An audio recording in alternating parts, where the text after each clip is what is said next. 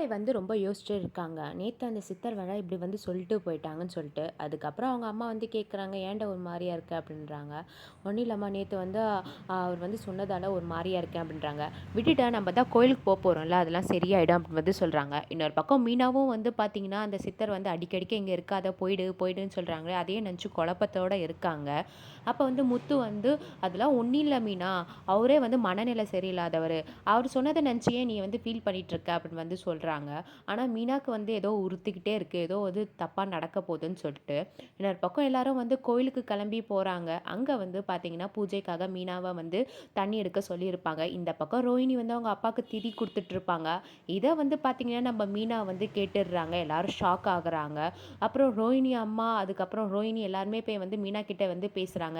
"இல்ல, நான் இந்த விஷயம் இப்பயே சொல்லப் போறேன்" அப்படின்னு வந்து சொல்றாங்க. அதுக்கப்புறம் ரோஹிணி வந்து அவங்க அம்மா கிட்ட வந்து சொல்றாங்க, "இது மாரி வந்து நான் மீனா கிட்ட கொஞ்சம் தனியா பேசணும்.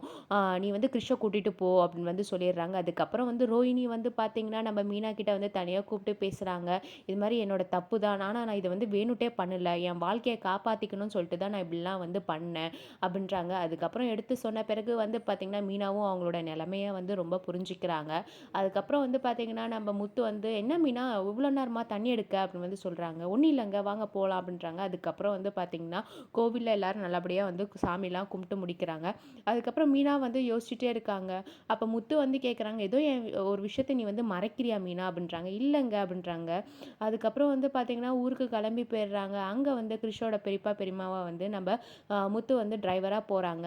அப்ப வந்து கிறிஷோட அவங்க அம்மாவ பார்த்தீங்களா? அப்படின்னு வந்து கேட்குறாங்க. "இல்ல, அவங்க வந்து இன்னும் கோவமா தான் இருக்காங்க" அப்படின்றாங்க.